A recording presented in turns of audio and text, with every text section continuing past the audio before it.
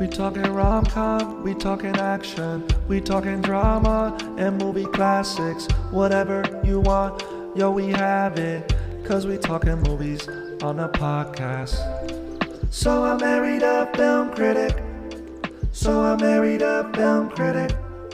So I married a film critic. Hey honey, I just want to talk about the movie like casually. You don't have to bring up the cinematography. Honestly, let's just talk about like how the characters were fun. Married a film critic. So I married a film critic. So I married a... Welcome to So I Married a Film Critic. I'm your co-host Julia. And this is Barry the Film Critic. Hello everyone.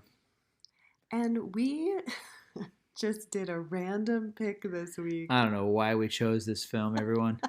Well, I mean, it's my fault, really. It's New Year's Eve. Beatrice is asleep, and we're just kind of looking through all the options. Like, what do we just want to throw on? And I realized, oh yeah, Julia loves this movie. I've seen it. Fine, whatever.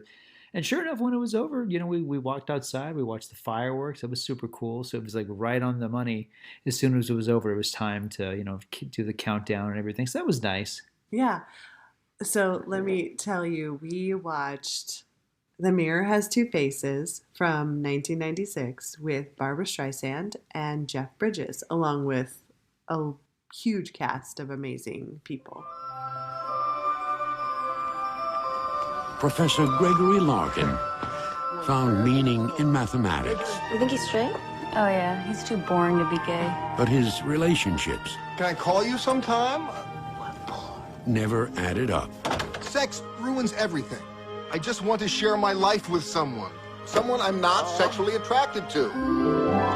Professor Rose Morgan understood the human heart. The question is, why do people want to fall in love when it can have such a short shelf life and be devastatingly painful? But longed for a storybook romance. Why? Because we all want passion in our lives and romantic love.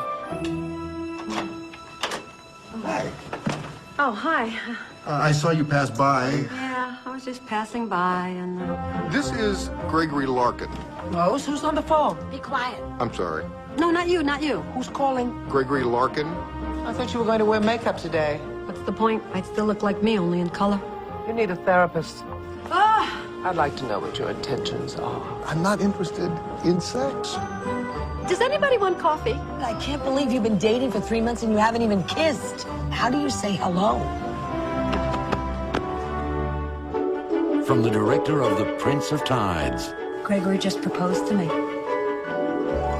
Do you need a Valium? the story of two people Sometimes I swear he feels something too. I'm just not sure. who thought they had found the perfect relationship until things got complicated. Would telling you now that I'd like sex tonight be enough of a warning?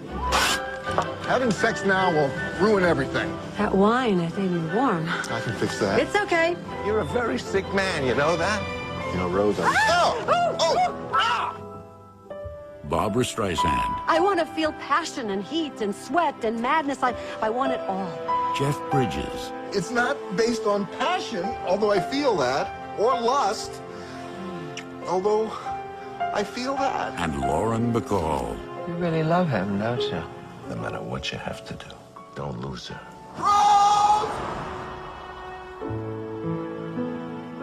The Mirror Has Two Faces.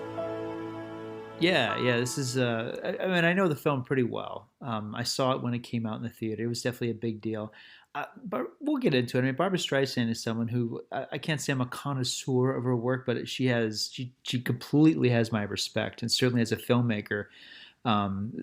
This film somewhat, but mostly because of a film she directed right before this called The Prince of Tides, which we'll get into a little more. But I'm not. You know, when people ask me if I'm a Barbra Streisand fan, I'm not mental for Yentl. I'd like to put it that way. I'm not a huge, like I have some vinyls. None of them are Barbra Streisand albums, which I think would appall my mother because my mother's a huge Barbra Streisand fan, as are most people I think who are the generation before me. But I think she's great. I really do. I'm not cynical about it. My problem with the movie isn't really her necessarily. It's kind of the film itself. Okay, you like this movie. So yes, I actually love this movie. Oh no. And This is going to be one of those where I probably don't have great reasons for loving it, but I think I kind of fell in love with Jeff Bridges in this movie. Really? Like the first time I saw it. So do you remember? Like, I mean, is this like the first thing of his? You think? I think it was. So? I think it was the first time I was like, "Ooh, Jeff Bridges." Because this is, before we get into talking about the story, I mean, this is actually my favorite part of his career, because the year after this, he did The Big Lebowski, which is such a huge cult following. You know, most people think of him as the dude, but prior to The Big Lebowski, I mean, he was not a box office draw. He was just a reliably great, if not brilliant, actor. He was called one of the most underrated actors in America. Such a long list of great films he did, but he wasn't, even with his name above the title, most of those films were not successful. You know, it wasn't until True Grit, Tron Legacy, and everything that came afterwards that suddenly he's like a box office draw now. But when this came out, I mean, really, people were going to see this because of Babs. They weren't really going to see this because of Jeff Bridges. Yes. And I don't know. I think the reason I got into it is because my parents have it on VHS, and I just watched it growing up. Like, well, I shouldn't say growing up, probably high school, college, because what? Oh, I was a freshman in college when this came out. Okay, it came out when I was 16. So, you know, I would have had it end of high school, college, and I don't know, maybe came home from college on a weekend. Man, this is making me sound super lame. But well, I can counter that. I mean, I saw, you know, it was one of these things where I was in a car load full of college buddies. Freshman year, we're all a bunch of theater majors, a bunch of theater geeks. And they all decided, like, well, we're going to go see That Thing You Do. I'm like, whatever, man. I'm going to go see the new Streisand film. You go right ahead. So I actually split ways from the group and went and saw The Mirror Has Two Faces. Because I'm like, hey, it's the new Streisand film. I got to see it. Oh, my gosh. I'm not going to miss the new Streisand joint. You crazy? That's hilarious. I think I would have opted for That Thing You Do. But... Yeah, and you would have made the right choice, by the way. That's a film I think that holds up a lot better than The Mirror Has Two Faces. But anyway. Yeah, I just remember seeing the VHS in my parents' like little VHS library. Yeah, they still have it. I remember seeing it last time I visited your parents. And I bought you the one sheet, the theatrical poster of it. It's still in my closet. I have it wrapped up. That was one of those gifts that I stopped getting you. Because remember, one year for our anniversary, I got you the poster of When Harry Met Sally, which is total collector's item. You guys, you never hang them. What am I supposed to do? Hang them with life-size movie posters. Them. Where? Whatever, like anywhere. Okay, it's cool. Movie posters are massive, and we don't even have that much wall space. It's just not. It's not. This is before we had a child. I mean, that place that we were living at, you could have framed it and put it in like the living room, or no, we would have a conversation piece. It would have been wall-to-wall posters everywhere. People would have been in our house like, oh my god, you live in Barbra Streisand? No. Why do you have that poster? I don't want to have a house full of movie posters. I do. Clearly. Anyway, I got her 2 posters, folks, and that's it. It was like, oh, okay, these are. I'm like, please. These are staying. Please stop. Folded, wrapped in rubber band. This is not a good gift. So I know now. Okay, so The Mirror Has Two Faces is about Barbra Streisand's character, Rose. She plays a university professor, literature professor at Columbia. Mm-hmm. And she lives with her mom. Played by the magnificent Lauren Bacall. Mm-hmm.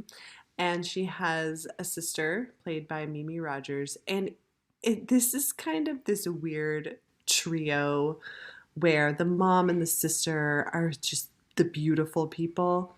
And Rose is playing the frumpy, like less attractive member of the family. Even though, as we'll talk about. Which is hilarious because it's Barbra Streisand. This drives me crazy, folks. Like I get it. I mean, I've heard that she has like some diva thing. She only likes to be photographed certain ways. That's fine, but like, let's just be adults about this. She's freaking gorgeous and sexy. She always has been. But it's crazy that she's playing like the movies where they're like, take off your glasses, and all of a sudden they're just like stunning, and you're like, you didn't even do anything. I mean, you know, not to get too ahead of it, but when the scene comes where she's, you know, shows her makeover. Oh my gosh. It's like she did her hair. And she put on a sexy dress. Otherwise, it's the same person, for Pete's sake. It's not like highlights and a black dress. I mean, it's seriously. ridiculous. Yeah. And supposedly she lost weight, even though I think her like pre-weight lost weight. She's wearing the beginning of the movie. She's wearing like 4 layers of clothing. I think it's just frumpy clothes, and then.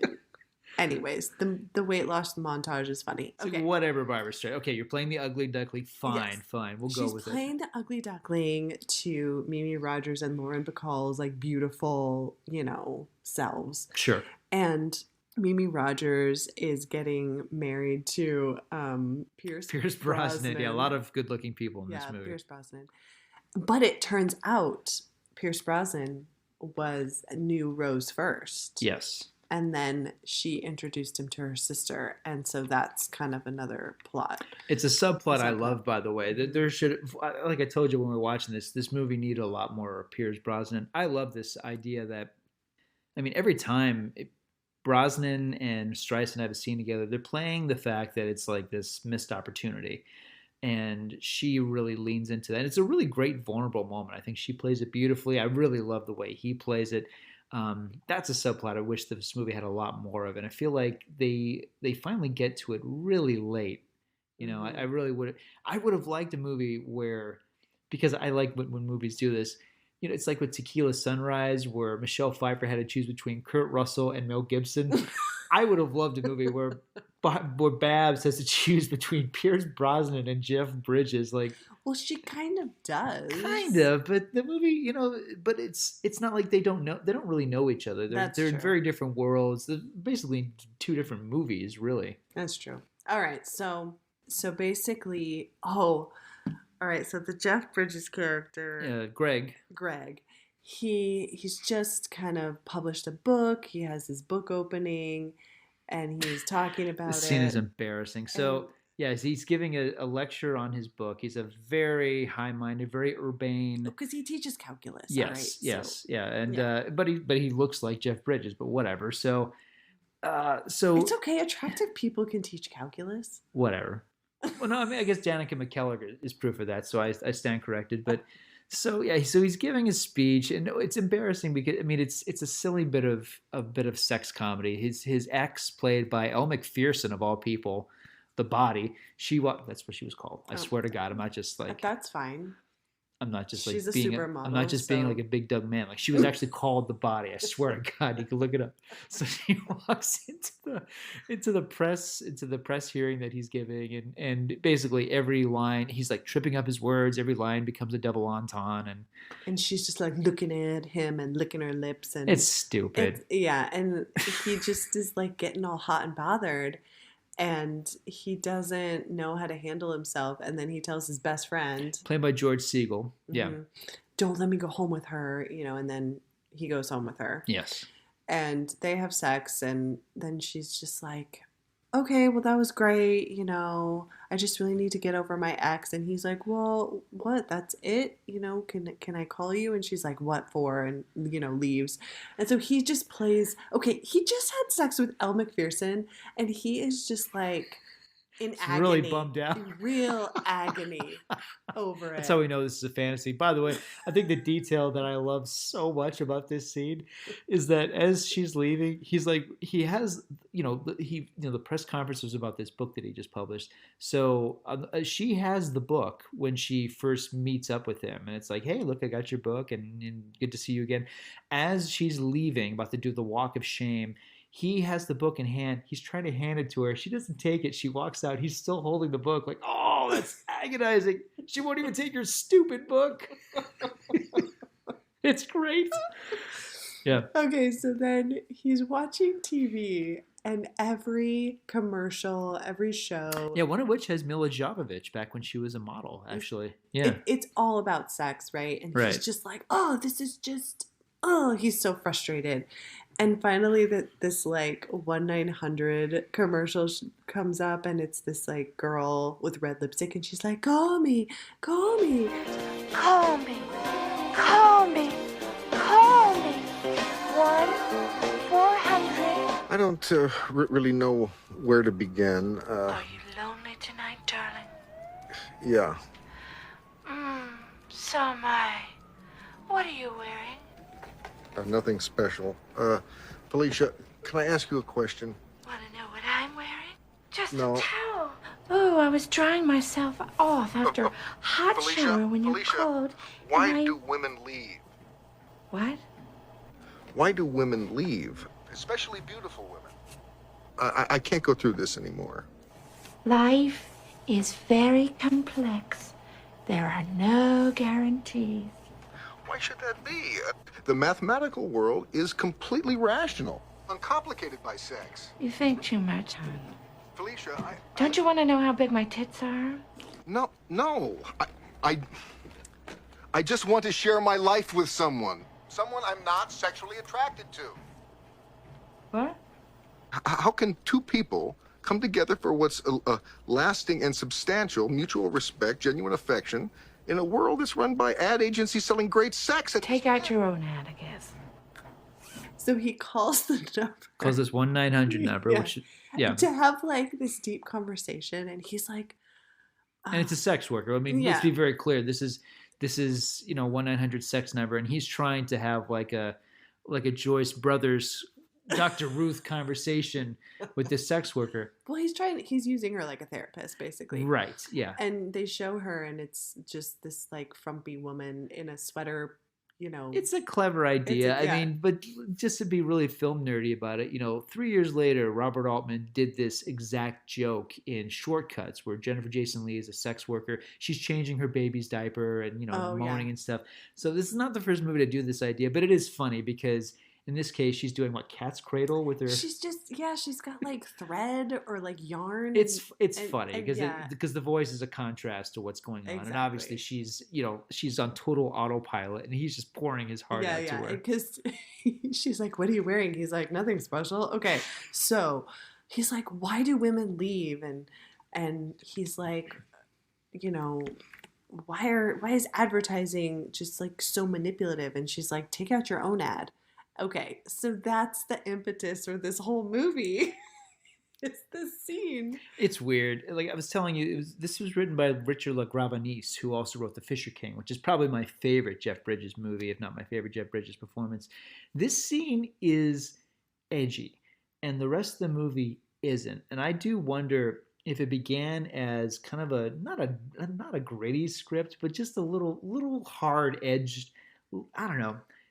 I suspect Streisand saw this thing and said, "We're just going to make this a bubbly, frothy romantic comedy. Like this is maybe the one." Well, you're right because semblance of it, because the rest of it, I mean, the rest of it is a sitcom. Yeah, because the tone changes after this. Yes, and I think they needed this scene to get to the ad, the part where he places an ad. It's funny that there's no follow through though, because I mean, it is about a guy who basically decides to make.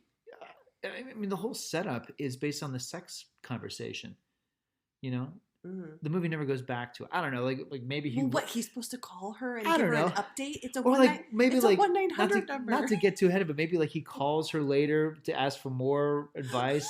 I don't know. Like the character is really funny. Like if you're going to introduce an outrageous idea like this, but whatever. The movie discards her quickly. It's kind of a throwaway thing, but so he places an ad and he basically wants to find somebody, over 35, and he puts like physical appearance not important, and so that's how Rose's sister, the Mimi Rogers, Yep. sorry, not Minnie Driver. Not Minnie Driver, not in this film.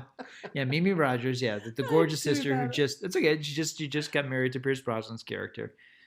Okay. And by the way, we're not even going to say his character because it's Pierce Brosnan. It's freaking Pierce Brosnan playing Pierce Brosnan. So. I know. Okay, but then how we meet Rose is at her sister's wedding.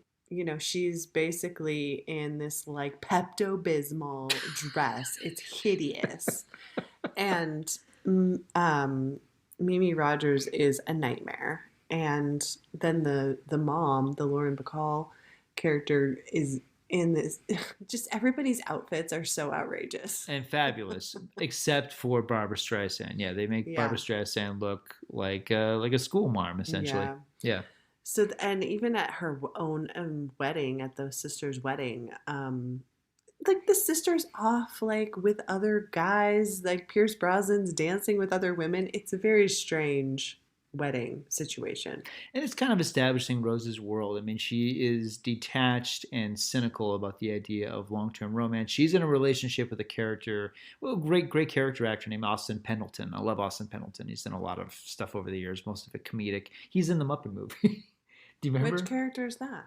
Austin Pendleton, the one that she's dating, remember? He's like the standby. Oh, Barry. Is that the name of the character? Yeah. Oh, God. No wonder I blocked it out. Son of a gun. Remember we were talking about I hate this. Screenplays always make the nerdy guy named Barry. It's the nerdy guy, or he's the dude behind the deli counter. There's a movie called Someone Marry Barry. It's like, screw you, whoever named that movie.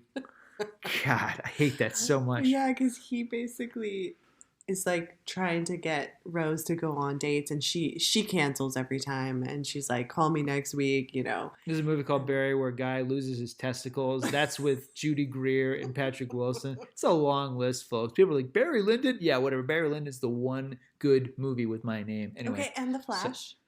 Yeah, The Flash is cool. But it's not called Barry. It's called The Flash. I know, but his like, you know, not Superman. Yeah, people like to human remind me name. of like Yeah. Barry White and, you know, Barry Manilow. Anyway, so the mirror has two faces. Okay, so she keeps rejecting Barry, but okay, let's face it, the character is just kind of a nerd. He's the Baxter. He's a character. He's there because he's eventually going to get dumped. He's a plot device. Yeah. So, because she's just not into him. Okay? Right. He's the standby guy. Yes. If she's still single at the age of 70, she will marry him. Right. Yeah. But as we see, he has some comeuppance later on. Okay. So then, what's his face? Greg, played by Jeff Bridges. Yeah, he's going through all the ads, and he picks Rose, and he calls her. And the picture, you know, because he finds her photo, and well, the one that the sister included. I mean, it's, you know, again, it's like I get what Streisand's doing here, but it's comical how she's like even at the weddings, like I gotta pick like the most hideous dress. I have to find the most unattractive picture of myself. I gotta find the most like she's going above and beyond.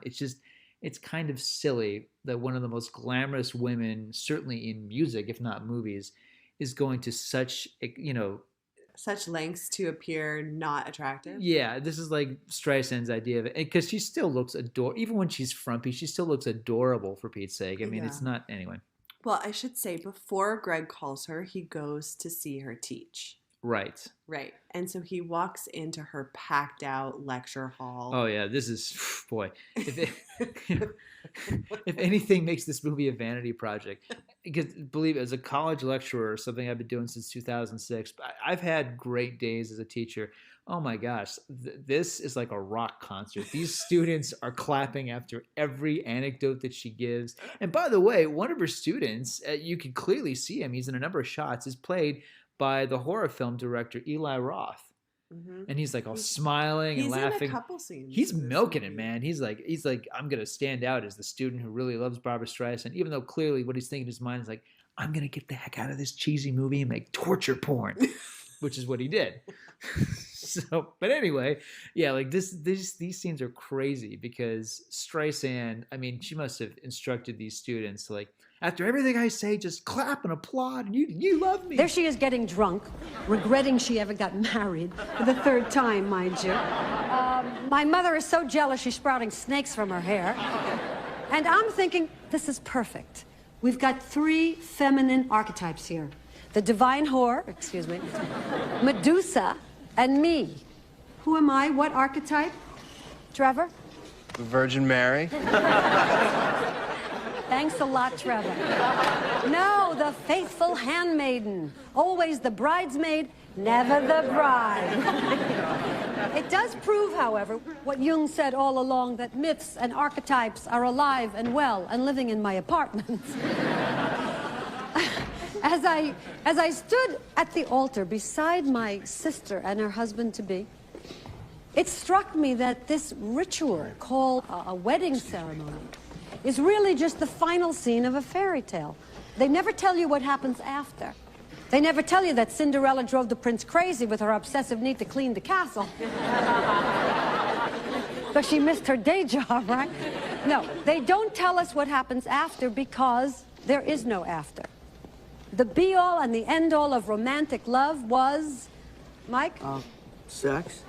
Mike, sex. On the brain, Mike, right? Yes. Marriage. Oh, man, Yeah. it's shameless. You called it like her stand-up session. Oh, my gosh. She's barely teaching anything. She's just making sex jokes. And they applaud like crazy at the end of the lessons. Like, I mean, really, I've had students applaud like that. But it's because it's the last day of school. It's the end of the semester. They don't have to put up with me for another 5 months. That's what they're applauding. This is insane. Yeah. I mean, this is like a Dane Cook concert. Okay, but talk about her lecture. Because this is God. like another pivotal plot piece. Because she's talking about love in the books and movies and how it's manipulative. Yeah. And that there was a thing called courtly love. And so she's kind of talking about the people that couldn't get married. And I don't know, it's confusing. It ends with her saying, why do we fall in love? Because it feels effing fantastic. And it gets a big round of applause and it's a big laugh line. But the part that Greg hears is that sex complicates things. Yes. And so he's kind of getting from her that, oh, all right, she kind of agrees with me on this whole thing that a sexual relationship, even like a marriage, that messes things up. What you need is companionship and friendship and common interests. And if you have that, then that's all you need. It's setting up the same premise as When Harry Met Sally, essentially. This idea of can two friends be in love without consummating the relationship? Yeah, but this is different. It's definitely different. It's definitely not as good as When Harry Met Sally, but it's trying to be very analytical about relationships. Plus the tropes of a romantic comedy. I wish this movie were a little smarter than that, because even though there are these moments where they're really, it's very didactic and they're really just picking apart all the aspects that make this a rom-com. But it's not a movie that's above a rom-com. If anything, it sets you up. It doesn't really set you up. It wants to pretend it's a lot smarter than these movies, but it's not. It's not at all. This isn't like to romantic comedies what Scream is to horror movies. I mean, this is a 1996 romantic comedy. A movie that came out the exact same time, like within weeks of each other, I think is a much smarter movie, is Jerry Maguire.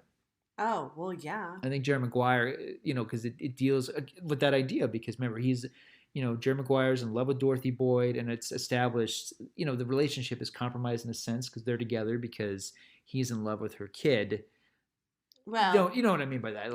He wants to be a father figure to her boy, and she says he's in love with my kid, he likes me, and they're working together, so it's. I feel like that movie. It's a relationship of convenience. Yeah, and I think I think that movie, for one thing, not only it's a great film. I don't know, Maguire. I mean, it's maybe one of the most overrated romantic comedies in the '90s, but I do think it's a terrific movie. I still do, and I feel like it deals with a compromised relationship in a way that's a lot more complex than this movie, because this movie is very on the nose about what's attractive, what's unattractive, and the beauty within. I mean, I think the title is referring to, as I said, I think it's dealing with how there's two people: the people we see in the mirror, the people we want to see, and the people who we are. I think Babs would appreciate me being that analytical about the title of her film. Well, and you have Greg, who really has a hard time controlling himself. He's just a very passionate person.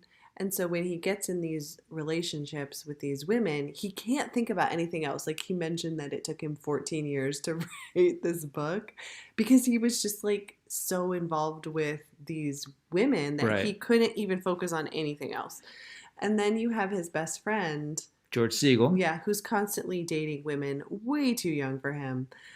Very attractive women. But then he's like, they don't understand my jokes.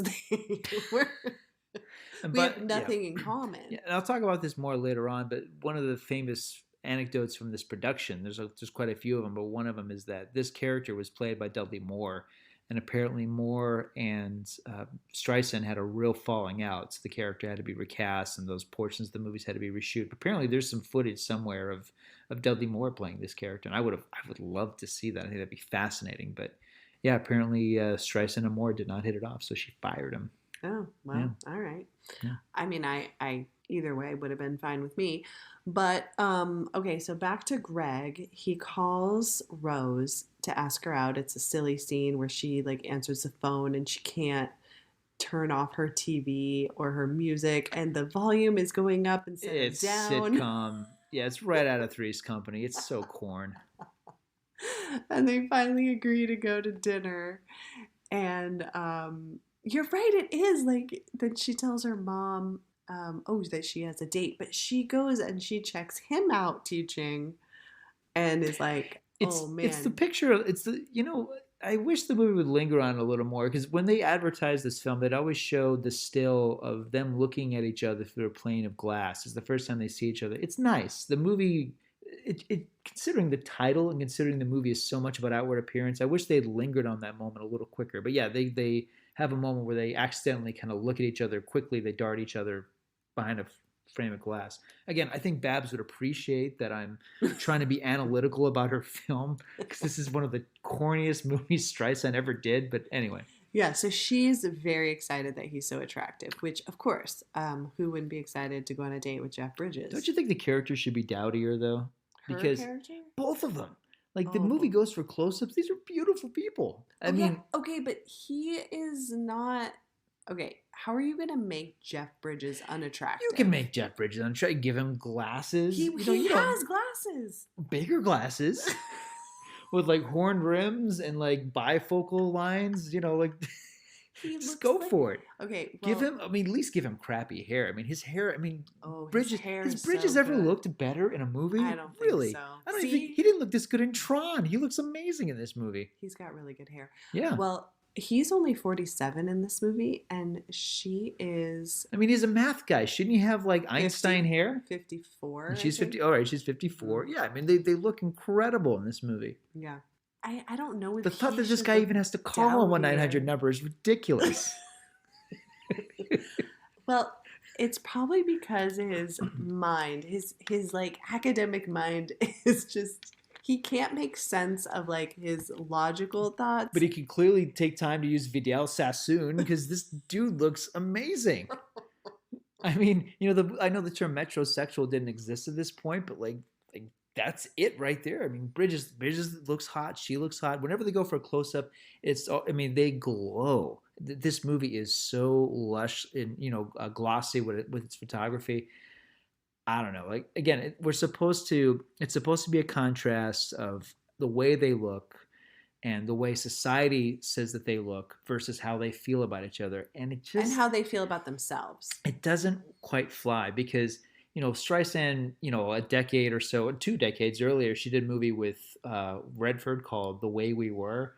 I swear, that coupling is as spectacular as this coupling, and I don't think that should be the case, because this is a movie about 2 people who are trying to.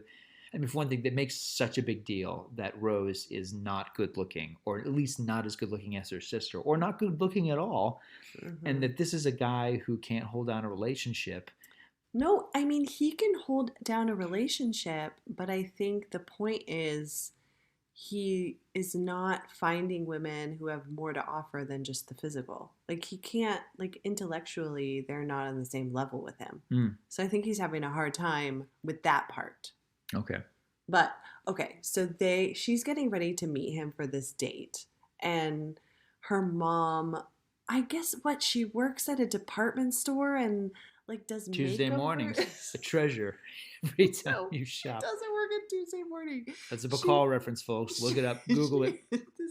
You're just dating yourself now. No, I think she works. Before Bacall died, she used to do these commercials for this. What kind of store? It was like a tchotchke store. It's called Tuesday Mornings. So I used to hear it on the radio. I used to watch it on TV. Okay. Bacall would be like, Tuesday mornings, a treasure every time you shop. Okay. I wasn't asking you to, like, go into more detail about that. Oh my god! I don't think that story exists because I think when she passed away, I think they're like, you know what, we lost Lauren Bacall, so it's over. Yeah. Okay, but no, she works in like a Bloomingdale's like beauty department store section. She gives women like makeovers and stuff. Okay. So she does Rose's makeup. She does her hair. She puts it up with like a little extra hairpiece thing, and she looks really nice. And then she gets into a cab, and what? The windows. Of course she looks nice. She's Streisand. Of course she looks good. But the windows don't go up, and so it's this silly thing where she gets to the restaurant and her hair's all messed up, right. and she's like, "Oh my gosh, I can't believe it!" And of course, Greg is just oblivious to any of that stuff, and is just like so happy to see her. I mean, he's always happy to see her. Yeah. He literally, it's like he doesn't notice her physical appearance at all. Which is silly. I don't know. I mean, he hit the jackpot with this, especially, I mean, compared to the picture that she gave him, where that was the picture her sister gave him, and so I think which is hilarious that her sister thought this is gonna like land some dude. I mean, it's like because I mean, even the lighting in that picture is so hideous. I love that. I don't know. Again, it's like. I'm not saying this is a problem, obviously, listeners, because the way you do a movie like this is you God help you as a casting person. You hire an actress and you tell her like you're playing an unattractive person, and it's an unattractive person who the audience will know is beautiful on the inside. And at the end of the film, I mean, it's a contrivance. It's insulting. At best, maybe you have like Sissy Spacek and Carrie. Maybe at the end of the film where you go, oh, like Sissy Spacek really is beautiful. The movie just made her look ugly the whole way, but we're not supposed to find Carrie White attractive, et cetera, et cetera. This is, again, like, fine if that's the premise of the movie, but it's a problem, I think, when you have one of the most iconic, obviously gorgeous women. Who should have played this part? I don't know, because what am I going to throw out a name? Olympia Dukakis. I don't know. I don't want to say a name. B. Arthur. I don't know. I mean, no matter who I say, it's going to be like, Barry, how dare you? Of course, exactly. This is a problem. It's a,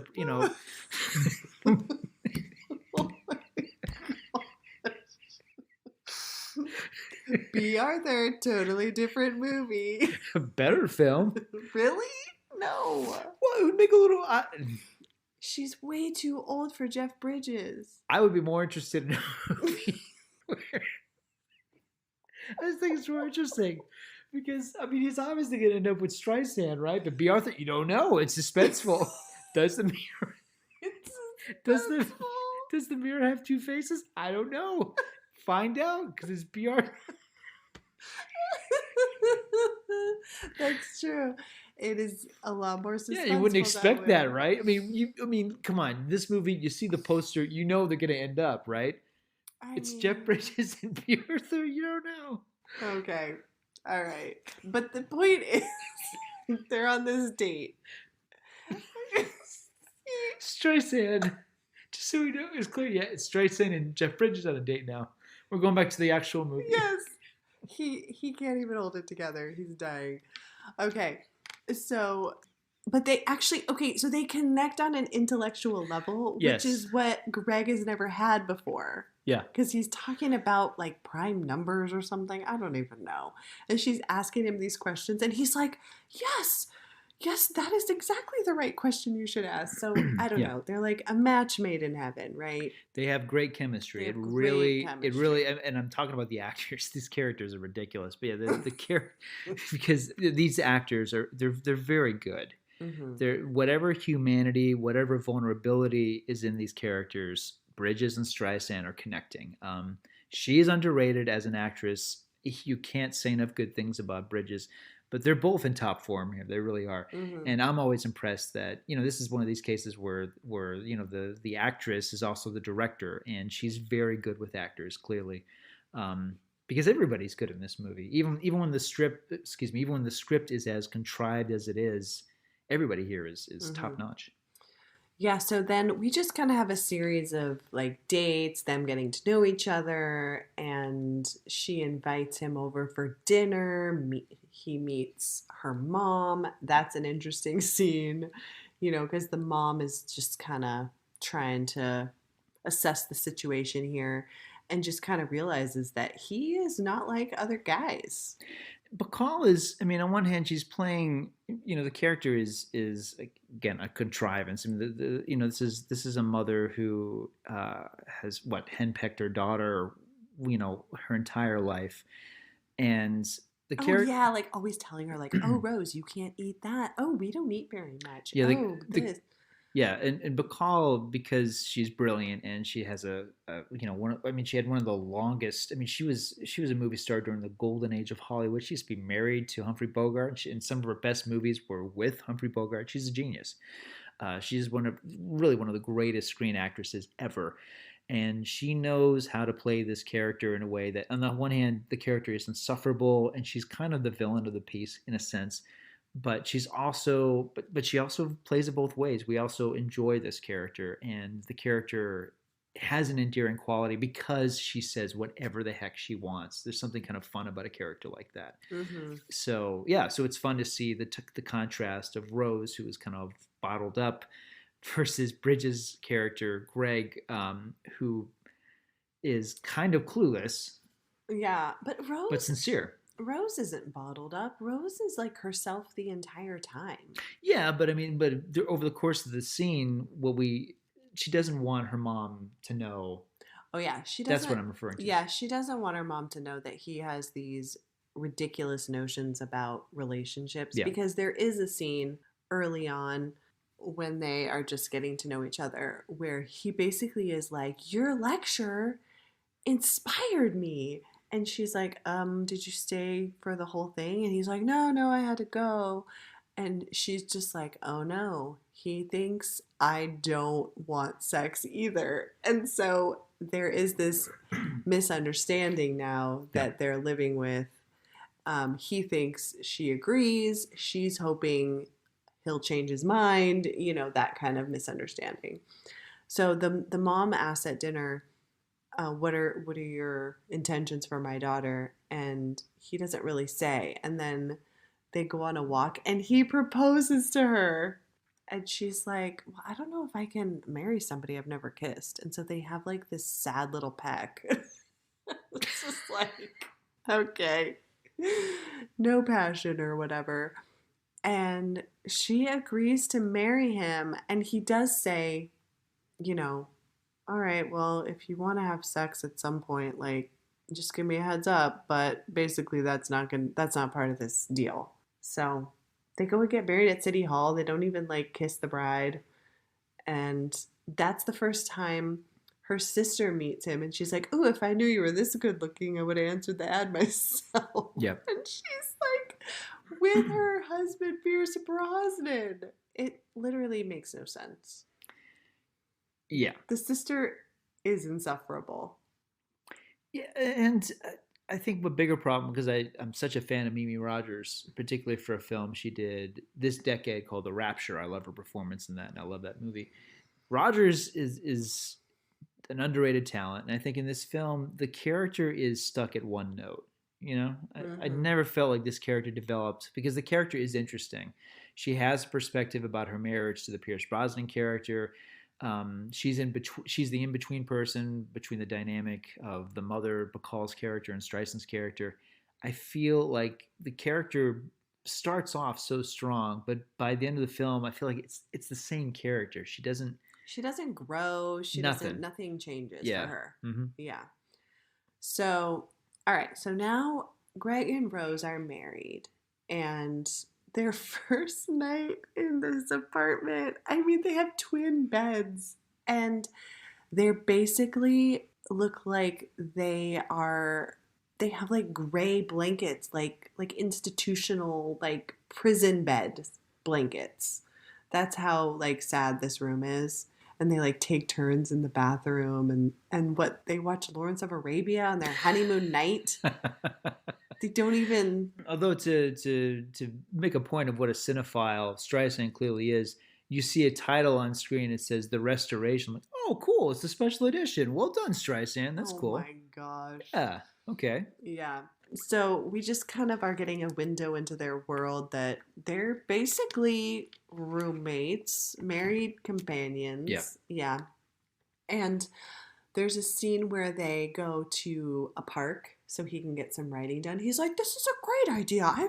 I'm so inspired." And you can tell he's just like, "I'm in a relationship and I'm writing a book. Like, this is amazing. Like, this has never happened to me before." And that's when she sees Barry and he is engaged and they are like all over each other. Yeah. So she's kind of jealous now, don't you think? Yes, and this is a good time for me to chime in and say that I think that Jeff Bridges' character is kind of a psychopath in this movie.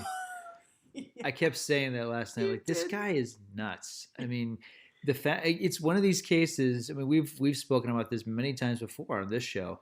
It's one of these cases where the actor playing him exudes such warmth and it's so genuine. You really believe in the character and you believe in the heart of the character because of what the actor is bringing. But just to look at this character, certainly at the screenplay level, this guy is crazy. Yeah. To a really disarming degree. To the point where I can't believe George Segal wants to be his friend.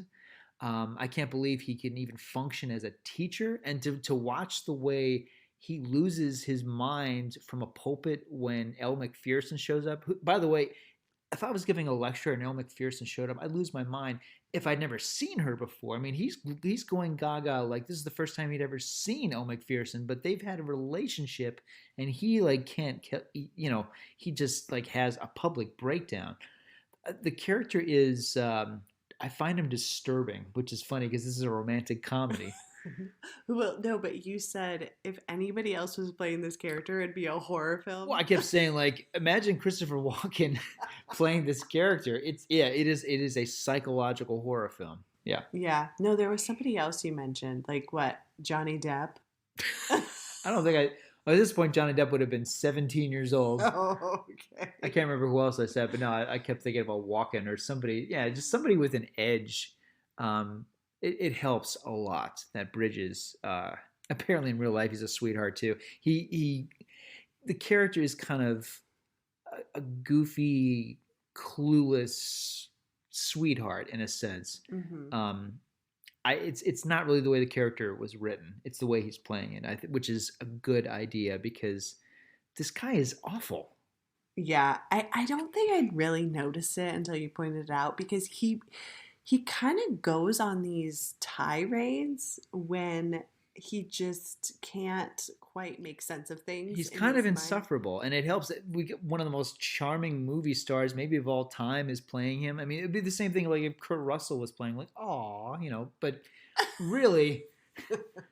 I mean, if Daniel Day-Lewis playing this guy, we'd be like, ooh, yeah, no. Yeah, like, no. You need to run away, Rose. Like, don't marry him. Like, why are you doing this? This is crazy. Yeah, because on the one hand, it's supposed to be, you know, one of these situations, one of these contrived, relationships where the fact that they're together is going to make them realize how they can be a better couple, what they really want from life, what they really want from love. But, yeah, just take it as is. It's like, this is disturbing. I found it disturbing, especially watching it with you. I'm like, man, like I did used to find this movie fairly romantic, and I don't anymore. But anyway, so okay, well, so they kind of keep going on, and she is getting frustrated because she finds him super attractive, obviously, and she wants to consummate their marriage, which they've never done. And so she tells him, you know, is tonight enough time to tell you I want to have, is like, what am I trying to say? It's in the morning, let's have sex tonight. And that's basically what she says. And he is just like, he does the spit take with his coffee. Yes, yes, folks. A movie where no one wants to have sex with Barbra Streisand. This is the fantasy world that this movie exists in. Fine, whatever movie. So okay, so this is just so sad, this scene. I mean, she is all dolled up. She's in like her fancy, nightgown. She lights candles, she puts on music, Right. and she starts going for it with him. And there. Oh, the music! Remember what she puts on? What? And I was so relieved when he turned it off. It was Kenny G. Yeah. Because she starts playing the music, like, oh no, is that Kenny G? And then finally, Bridges gets so frustrated, he angrily turns the music off. I'm like, oh, thank you. Yeah, he does. So, anyways, he kind of like lets himself go, and you think, oh, this is actually going to happen. Great for them, and then he's like, I can't do this, and like runs off. You're like, what? So, she is like devastated. You're too dowdy. I can't do it. Your hair isn't good enough. I can't have sex with my wife, and at least like at least like have like a poster of Elle McPherson in the background that he's like looking at. I don't know, it's something, anything. No, it's just the reason is because he said, I thought you understood the arrangement. I thought you would like. It's I thought so dumb. I thought we were on the same page. Did you think that would change? And she basically nods her head like, yes. This is a guy who can't turn on TV without seeing sex and everything. And he's with, whatever. If you want, let's pretend that Rose isn't good looking, but like she has such an attractive personality. She's intelligent. She more than matches him intellectually.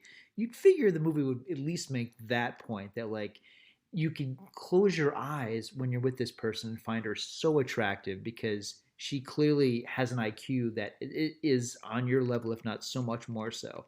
And instead, it's this idea of like, you're not enough for me. No, that's not it. He obviously finds her attractive, and he tells her that later on. It's just that he doesn't know how to integrate all the parts of him in a relationship. Like everything is like in boxes. Like he has to separate them out in order to function as a normal person. Which, like you said... she's an equation he needs to solve. Basically, which is why he's, maybe a little bit psycho. In a cute way. They should have called this The Mathematician Has Two Calculators. So, basically now he's going to Europe after this, and she doesn't talk to him for an entire summer. He's on like a speaking book tour thing. She moves back home with her mom. And there's this... this is the part... as if this movie wasn't already crazy enough. But she's having a hard time. Like, she comes home after this devastating experience, and all she can talk to her mom about is like, Mom, what was it like being beautiful? Like, what was it like to have everybody just like stare at you and think you were just like so amazing and gorgeous? And I'm like, you were just like... what? That's the thing that you're focusing on? I feel like it's a very shallow... This is why I think she's like super shallow, is because all she can think about is like, oh, if only I was prettier, I wouldn't be in this situation. And perhaps the film is maybe overtly making the point that because Lauren Bacall's character is her mother, she can't see it any other way. This is the only way, this is the only perspective of herself that she has. Yeah. But it's just interesting that like, she doesn't say, oh, hey, maybe I shouldn't have, she does later on, but in this moment, like, maybe I shouldn't have agreed to a sexless marriage that I never wanted, Yeah. Instead of, oh, Mom, what is it like being so beautiful? Because that part, it doesn't change Greg. Greg was like a separate, you know what I mean? It's like she's got her like beauty issues, and then Greg has his weird sex issues, and it's just a strange, like, she keeps it so separate when she talks to her mom. Does that make sense? Mm-hmm. Yeah. Yeah. So that's bizarre. And then her mom is just like, have you come home just to be cruel to me? And she doesn't sleep. And so the next morning, she is looking at a picture of Rose as like a 2-year-old and hands it to Rose, and she thinks it's her sister. And she's like, no, that's you. And she's like, I was beautiful. And it's like, oh my gosh, like, you never saw a picture of yourself when you were a child. She's like, I never saw this picture before. There's like one picture of you that's cute as a child. Like that was crazy to me. And it's like, this picture is this like pivotal moment for her to like go into her entire weight loss montage, which is so silly. It's a hard thing for me to talk about because I certainly don't like to I don't like to write reviews where I talk about how an actor or an actress looks. Mm-hmm. I find it tacky even before it became, like a very incorrect thing to do. And it makes me think, like, there's a movie that Jennifer Aniston did, I think it was called Cake, where she didn't wear any makeup. It's like, but so it's like she's unattractive in this movie because she's not wearing any makeup. And Sybil Shepherd did a movie called Texasville where she didn't wear any makeup the whole film, and people said, oh, it's so real and gritty because she wasn't wearing makeup and she didn't look as good as she normally did. I don't know. It makes me uncomfortable because, I mean, what are we talking about here? Do we want a movie where we have an actress who, has a public perception of not being good looking enough to play this role? Or in this case, which is even more hilarious, the star of A Star is Born is playing this girl who can't get Jeff Bridges interested in her. Yeah. Yeah. I see your point here. Yeah. Yeah. But then we go and my obvious infatuation with Barbra Streisand makes this whole premise so freaking ridiculous. But anyway, so. But then we have the Bryan Adams montage. Yes. Where, that's another thing I forgot to mention is that Rose's character is constantly eating snowballs and cookies. She has them like hidden all over her house in random drawers, in between towels. Like she's just always like chewing on stuff. She's constantly stuffing her face with food. Yeah.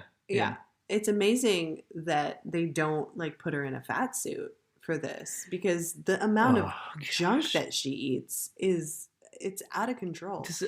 You mentioned fats. I mean, it makes me think of like Gwyneth Paltrow and Shallow Hal. Like, I hate the logic of that film. Julia Roberts did a movie called America's Sweetheart where she has a flashback where she's in a fat suit and Monica on Friends, all her flashbacks. Gosh, yeah, I can't stand that stuff. But then when she goes into her exercise montage, she's still eating, only now it's just carrots. It's just really funny because it's like, it's always showing her just like biting into a cookie, and then now she's just biting into a carrot. Yeah. Like, okay, I'm serious now. I'm really losing this weight. So she is in exercise classes. She's lifting weights. She's eating rabbit food. Yeah, eating rabbit food. She's getting her hair highlighted. She has the scene where her mom is like, why don't you try this on? This is a size 8. She's like, I want the black one and I need a 6. So it's just like, okay, we get it. You're like thinner now. Meanwhile, Greg is in Europe and no one will return his phone calls. This poor guy, he can't talk to his wife, who he left on bad terms with. And obviously, a lot of this is his fault. So I'm not giving him a pass. But, like, the mom is really rude to him on the phone every time he calls. And the movie, to its credit, we don't have to, they don't, like, meanwhile, on the press tour, no, we don't have to listen through any of Jeff Bridges' characters' insufferable lectures, thankfully. The movie knows, like, we're not into this guy. We're into her. We're into her journey, her, makeover. Her metamorphosis. It's very Cinderella is what it is. Right down to the wicked stepmother and the stepsister and and the prince, who in this case is Pierce Brosnan.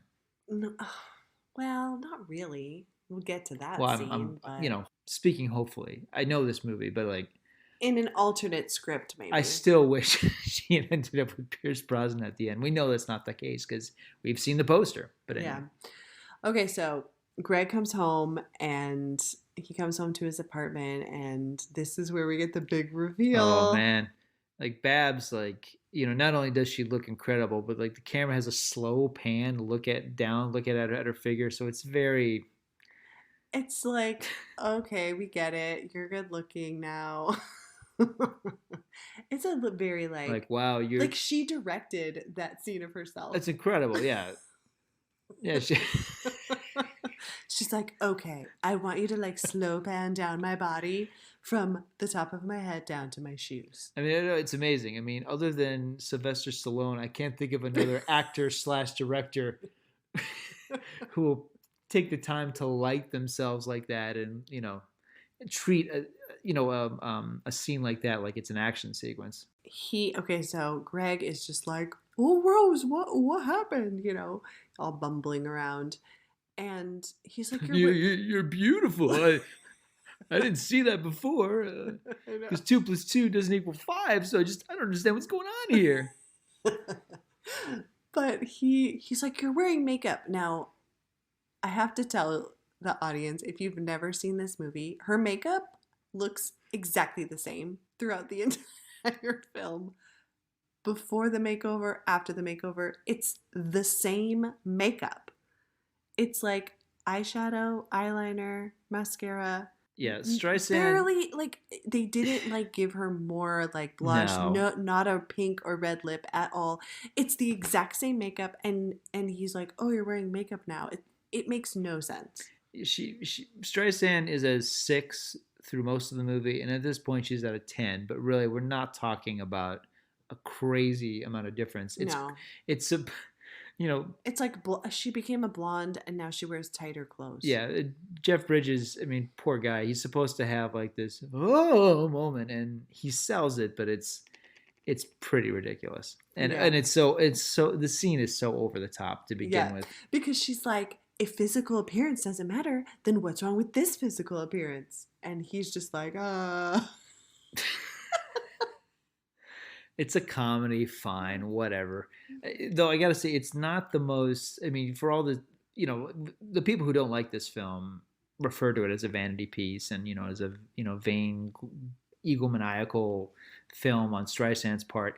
Not really, but there is a scene coming up that I think plays into that even more than this scene. Oh, you do? Yeah. Well, so then she basically tells him she's not in love with him anymore. I'm sorry I agreed to this marriage. You know, it's not your fault. I should never have said yes to this. You know, and now I know I'm worth it and I can have a relationship that I really want, blah, blah, blah.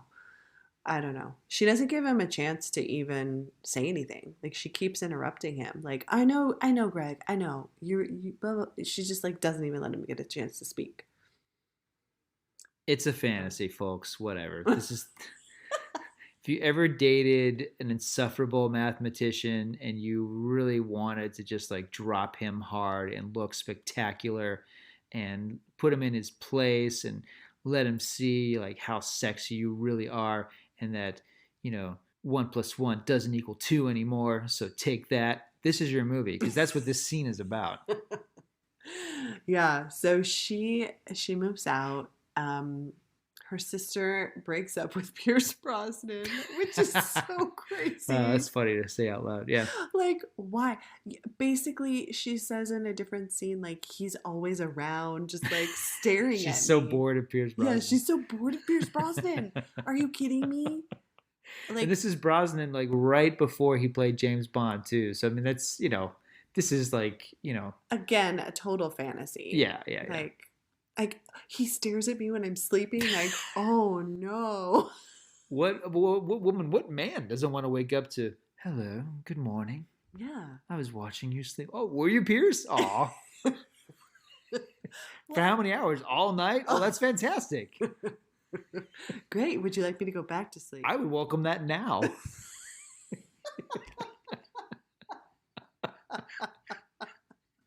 He just wake up. He's just like sitting in a chair. Like, I don't know where Julie is. Hey, it's Pierce Brosnan. He's just been staring at me this whole time. This is so nice. You've been here all night? Really? Oh, really, Julia, my daughter at the park? You've just been... Oh, Pierce. That's so cool. I love your movies. Oh, my gosh. Okay, so, but he calls Rose to, like, basically cry on her shoulder. Yeah. And, like... And then it's a fantasy, folks. Then they go out on a date. Yeah. Okay, so is this the scene? Yes. Where basically where she drops him like hard. They're having they're smoking and drinking together in his apartment, I guess. And then they start making out, and he's like, maybe I was in love with you all along, I just didn't know it. And after, like, I don't know how long they made out, but she's like, what did you mean by that? And he's like, I don't know, just something to say. She's like, well, figure it out. And then she basically, he doesn't have any justification for that. And so she walks out on him. So now she has dumped Jeff Bridges and Pierce Brosnan in like 1 week. This scene, it's not just the fact that it's Pierce Brosnan. I mean, this is the character who Rose has been in love with for such a long time. And not only does she drop him hard, but the Marvin Hamlish music, like, dun, dun, dun, dun, like really, really, like it's. And I love Marvin Hamlish, of course. Who doesn't? It's a score that belongs in a really bouncy, frothy 60s comedy. And it's fine. It works fine here. But this is the scene where I think, oh, man, this is such an ego trip for Streisand. For her to dump Pierce Brosnan? Yeah. I mean, whatever. It could have been the character. There's not a lot to this character. The role could have been played by Fabio. Same thing. But the idea is that, she is now in control, and she knows her worth. And she's beautiful and powerful, and powerful and beautiful, and therefore, this is her dumping Pierce Brosnan because she can. Yeah, because she can. Yeah. Okay, so meanwhile, Greg is going crazy, and he tells his best friend, "I love Rose, and I need her back," and all this stuff, and he's like, I do find her attractive, but I also, like, he basically realizes he could have everything. He could have the companion and the lover that we might as well be talking about the plot of She's All That. It's basically the same thing, folks. It's She's All That, like 40 years later. It's like the same movie. No, this is way better than She's All That. Is it, though? I don't know. Yeah. Come on. The actors? I think intellectually it's on the same level. I think The Mirror Has Two Faces thinks it's on a higher echelon in terms of how it's dealing with this. But no, I do think this could be a double feature. I'd say, like, same movie. I think She's All That probably has the upper hand. Yeah. Come on. That's crazy. Okay, so I would not watch She's All That again. So the big moment, the big reveal where Jeff Bridges is losing his mind over the fact that Babs has curves and Kenny G is playing versus Rachel Lee Cook coming down the stairs in slow motion to kiss me. No, She's All That. She's All That wins. Wow. I'm giving it to She's All That. I am. Oh, man. Okay. I'm going to have a hard time with that. I don't think I can do that. So we're in the third act of the film. Yeah. All right, so basically Jeff Bridges comes over to her apartment, and the doorman won't let him in. They're like in a fist fight in the street. Because it's a comedy, folks. And he's like, Rose! He's screaming. And so the mom's like, what's going on? And she's like, it's Greg. And she's like, well, what's he yelling about? She's like, I don't know, but I'm going to find out. Like, she's so giddy that he is absolutely, like, out of his mind. She thinks this is the greatest day of her life. Yeah. Yeah. Which, I mean, okay. It is, though. Because if she went from having, like, a sexless marriage with a nice guy to she could then have a relationship, this like hot, steamy affair with Pierce Brosnan that she turned down, to now she can have Greg, the best of both worlds. No, Julia, she's settling for Jeff Bridges when she could have had Pierce Brosnan. You're insane, but this is the movie. You're describing the plot. I understand what you're saying, but that is insane. Okay, but if she had stayed with Pierce Brosnan, he only wanted to be with her after her physical transformation. Fine. He But didn't she only want- wanted to be with him after her physical transformation as well. She wanted to be with him the whole time. Yes, but she doesn't feel. I mean, she she is as bottled up with him as No. he is with Elle McPherson. I feel like this is at the point where like they're now grown-ups. They could see each other on some kind of same level in in this movie's logic of what is and isn't attractive. Yeah, in the movie logic, Pierce Brosnan only wanted Babs after her makeover and her weight loss. That's it. He didn't he liked her as like I pat, my sister-in-law, like a little pat on the head, like, haha, isn't that sweet that you find me attractive?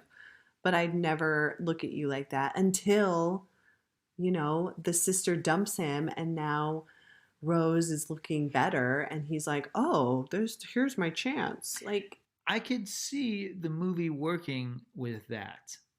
She's like, this is my time to pounce. Okay, my sister is awful. My mother is awful. My life in New York is dreary.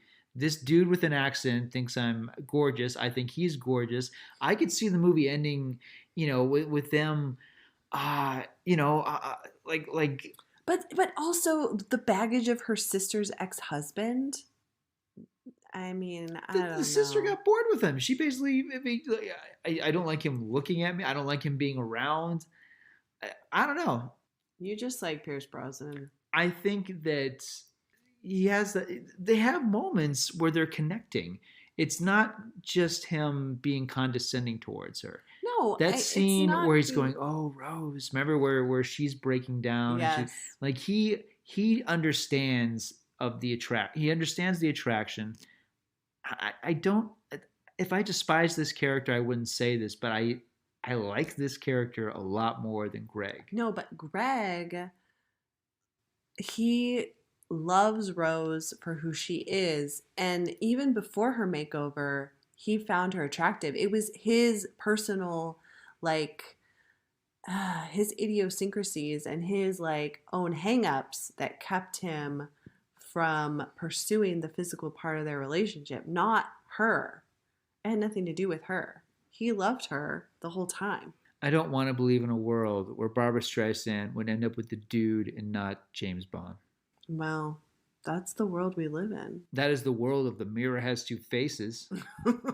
Okay, so she goes downstairs and he finally tells her, I love you. I find you so attractive. I want to be married. And she's like, we are married. And then that's like, and then oh yeah, and then their neighbor plays Puccini, which in the earlier part they were saying oh, that's a manipulation when movies do that. They set it up. They do foreshadow it. To be fair, foreshadow it. Yeah. That when the characters kiss and the music swells, and then you're supposed to think oh, that's going to happen in real life, and it's never going to happen in real life. And then in this movie, it happens in movie real life. It's a funny reveal that the neighbor is just singing opera at the top of his lungs, I guess 5 stories up, and he's blasting the music. And of course, they hear it down below. So they start literally dancing all over the street. And then the end credits start to roll. Yeah, that's it. They get together. It's I guess back together. I don't think the movie knew how to end, so this is what they went with.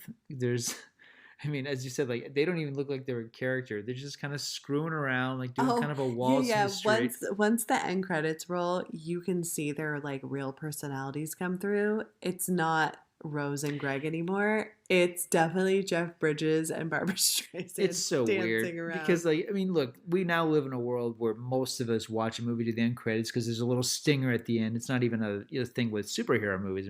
It's most movies have something at the end. This is one of these things where the very long credits are unfolding over the very long scene of Bridges and Streisand doing this quasi waltz in the middle of the street, and you're going should I keep watching this? Should I go? Can I go now? Is the movie over? Is there more? Are they going to get hit by a car? Should I keep watching this? It is stupid. Yeah, and it's her song. Of course it is. Of course it is. because Babs is shameless at this point. Yeah, so it's a song she does with Bryan Adams, which was actually a big success around the time. It's actually a really good song for the 90s. Sure. Okay, come on. Am I letting my sappiness like really come through now? I don't think the movie earns its ending. I don't. Again, the cast is so good. Although something that we've really overlooked, it's funny because it shows, even though there's a lot of good things about this movie, one of the problems is that it's overwritten. There's a whole character, the best friend of Barbra Streisand's character, played by Brenda Vaccaro. Remember? There's all these scenes with her. Yes. And there's a moment where they're having lunch together, and she's like, "I always thought we'd be on the same level," because she's seeing Streisand post makeover. So, eating fat-free foods. And that's like an angle the film could have very provocatively and very interestingly dealt with, and it doesn't. And I'll say really quickly while I'm thinking about it, because I don't want to linger on it, but I do want to throw it out. There's a movie that came out in 1991. It is my favorite love story. It's called Dogfight. It is about image. It is about the way women look and the way men look at women, and how that is a problem and how that has nothing to do with who a person is inside. The film stars River Phoenix and Lily Taylor. It was directed by Nancy Savaca. It was directed by a woman, which makes a world of difference. That's a movie that deals with image and the way men are stupid about it, and the way women can be stupid about it as well. How image is a problem, and it creates a perception, and it creates, duplicity and lies versus seeing people for who they truly are. It's a movie about two people who see each other, who they truly are over the course of a very long night. It's a brilliant, beautiful, hilarious, perfect film, a great love story. It's not The Mirror Has Two Faces. Oh man, maybe we should have done an episode on that movie. I'd be happy to watch Dogfight anytime, any day. It's seriously my favorite love story. It really, really is. And no one's heard of it. No one's seen it. The late, great River Phoenix is the lead of it. It's my favorite performance he's given. He gave a lot of great performances before we lost him. Lily Taylor's great in that. It's a great film. Yeah, well, you said that was directed by a woman. So was A Mirror Has Two Faces. Yes, but in this case, the woman is Barbra Streisand, who's making a film reminding us how good looking she is. Right, but do you think it would have been better if she had just directed somebody else? Yes. Yeah. And I don't know, because I don't even want to like we'll make it a challenge. Actually, have an unattractive woman. Like I don't want. I'm not saying that. I don't know that it's really so much the way an actor looks to pull off the character of an ugly duckling. I think it can be in the performance. And in this case, it's weird because Streisand is obviously such a catch. She's the most likable character in this entire film. Well, and if you're gonna say that somebody's personality is kind of an ugly duckling, you wouldn't play this part the way she does, because her personality is great in this movie. Like I've never found her to be a limited actress. I think she's actually a very dynamic actress. She does do movie star vehicles, but she also, I mean, like again, like I mentioned, Yentl. That's not a movie you do if you want to. It's not a vain glamorous performance. It's not a vain glamorous movie. And she did a film called Nuts. She's made films that showed just the risks she's willing to take as an actress. But it was a similar thing with The Prince of Tides, which I really like a lot and really admire. She directed that film, and she has the lead in that film. And it's a problem that she's the lead because there are these moments with the character, the camera's like lingering on her legs. She loves to have the camera linger on her legs. And she's got great legs. That's fine. I get it, Barbra Streisand. But I don't. It's funny because like had a man directed the movie, you go like, hey, that's. But Barbra Streisand's doing it. It's like, oh, okay, like check out these gams. Yeah. Check me out. Yeah. Yeah, I don't know. It's weird because again, it's like it's a movie about ugly people on the inside and the outside finding, coming to terms with beauty. And it stars two of the most beautiful people on the planet. So there's something about it that doesn't feel genuine to me at all. That's fair. That's fair. I mean, I think it brings up some good talking points, and the Mimi Rogers character, she now has to deal with her sister being pretty. Oh my gosh. And she's like, and now you're just on the same level as the rest of us. And I don't know. She's almost just like not bored with the fact that that's happened, but she's kind of like makes a comment, once you are seen as this beautiful, attractive person, that's all you're going to be seen as in some ways. Like nobody cares about what's on the inside. And I'm like, well, maybe, it's because this character she's kind of a terrible person. Here's how I would end the film. Okay. I would have two shots. One is no dialogue, just the Marvin Hamlish music, just really peaking, and it's similar to a shot in the Thomas Crown Affair, except in this shot, it is Rose and Pierce Brosnan on a catamaran, and there's like a lush sunset in the distance, so we know that Pierce and Streisand ended up together. And then we have a scene where it's a dinner scene, and we know that Jeff Bridges is talking to someone, but we don't know who. The camera's on him, and it's just him saying, look, like it's really like Greg is basically pouring his heart out to someone. We don't know who it is, and he just says, you're the only person that gets me. You're the only person who ever guided me and encouraged me, and I love you, and I'm so glad we're together. And the camera turns around, and we see it's the 1-900 phone sex girl. And that's how it would have ended. The mirror has two faces.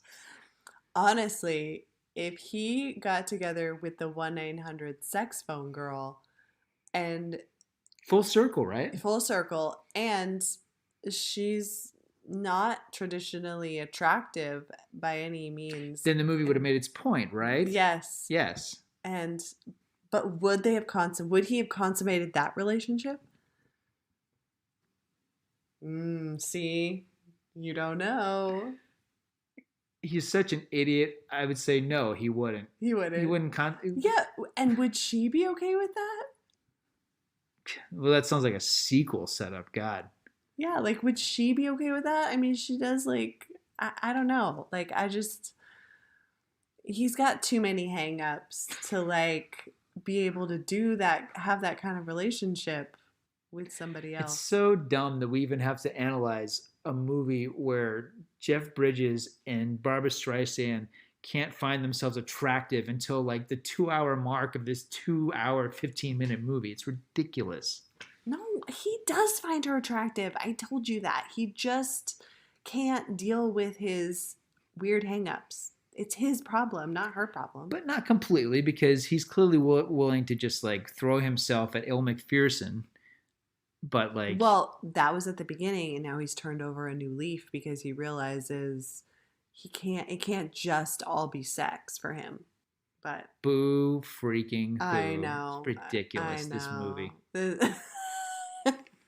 I liked it when I saw it. I did. I enjoyed it, but it's not one that, I mean, you've clearly seen it quite a few times. I've only, yes. This is maybe like the third or fourth time I've ever seen it. Well, I told you, I've seen it on VHS. Many, many, many times. Did you watch it as a family? Probably like with my mom and my sister. Okay. Yeah. But I don't know. I don't know if it was one my dad would have been into. I should ask him. How many stars would you give this? I would give this 3 stars. I gave it 3 when I saw it in 1996, which horrifies me now. Yeah, what are you giving it now? I'll be generous and 2.5 stars. The actors are great. The actors are so good. I feel like it's the actors that make this movie and this script, because if we talk about it with anybody else, it, like you said, it probably wouldn't work, and it would become a horror film. So, but it's Jeff Bridges for me. That's it. Well, it's Babs for me all the way. All right. So. Well, there you go. All right. That ends our episode of The Mirror Has Two Faces. Goodbye.